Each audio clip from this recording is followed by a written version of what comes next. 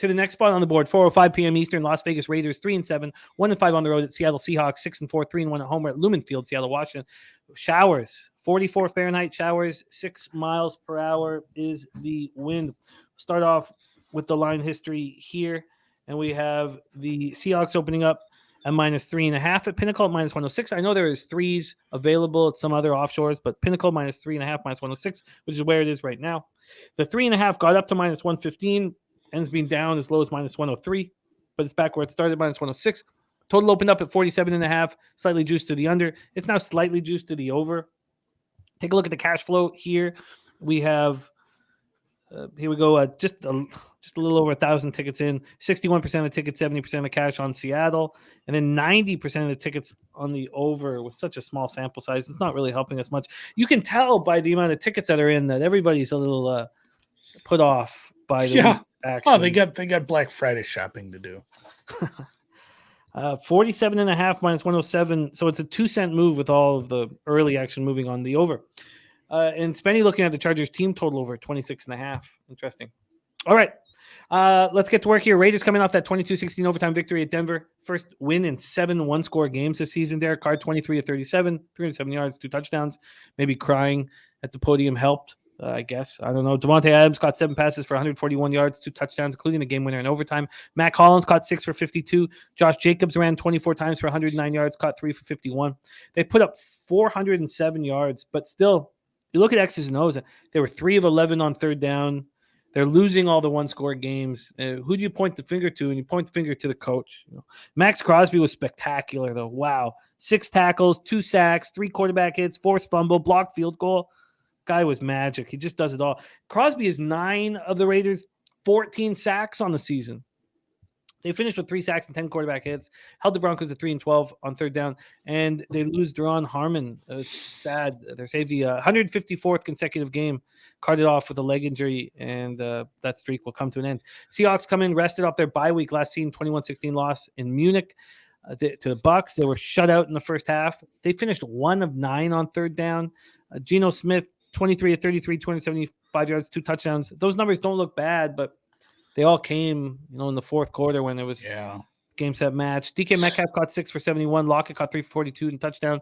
They got nothing out of their ground game. Kenneth Walker got stolen for 10 carries, 17 yards, but did catch 6 passes for 55.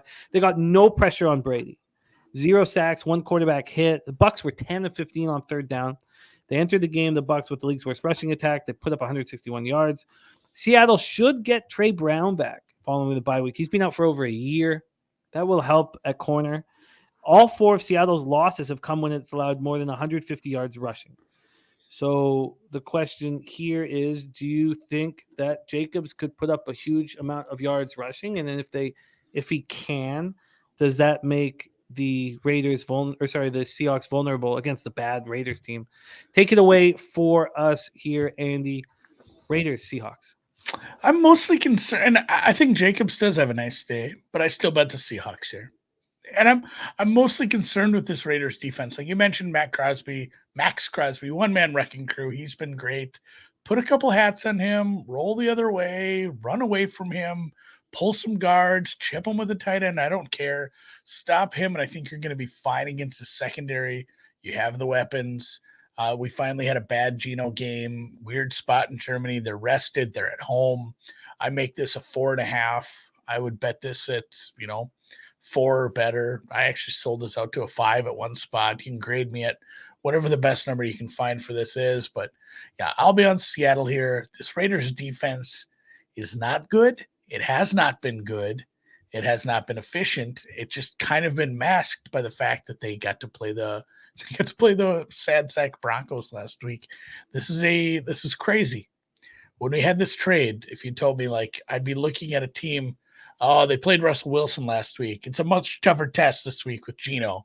It's silly, but Geno's been very efficient for the most part. They have 2 good receivers. Kenneth Walker's very good, and this offense for the most part has been efficient. They've been efficient on early downs, and I like what the offensive coordinator was it Shane Waldron. I like what's going on here. So yeah, Seattle's a move for me here. I just can't back the Raiders with the defense they're putting out there right now. Yeah, it makes sense to me. You're getting a -3.5 at -106. It makes sense to me. It just makes sense. Sharpie saying seems like an overspot. Too bad defenses. Raiders should put up their end. What do you think of this total? I was a little, honestly, maybe it's just some vividness biases I still have with Seattle's offense, but I was a little surprised that the total was opening at 47.5. I just thought it was going to be a touch lower than that as an opener. What do you think of this total at 47.5? Seattle's defense over like the last 7 weeks has played as a top 10 defense. They have the coverage pieces. Even if they have to play some man against Adams, they can stop him, I think.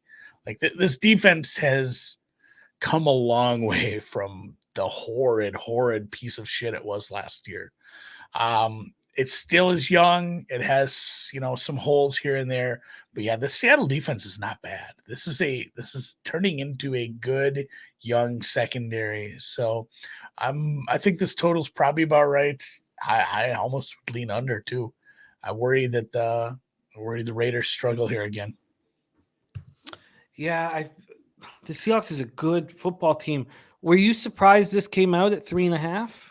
Did that surprise you at all? I mean, it's still kind of where I guess the market would have had them 3.5, 4. Like I'd always pretty much planned on betting this one. Alex Gagnon said Raiders whole teams, Adams and Jacobs, no Renfro, no Waller. That's not an offense to trust. And I hope we see Trey Brown out there. I love when these guys can come back from these really tough injuries, and it just sparks everybody.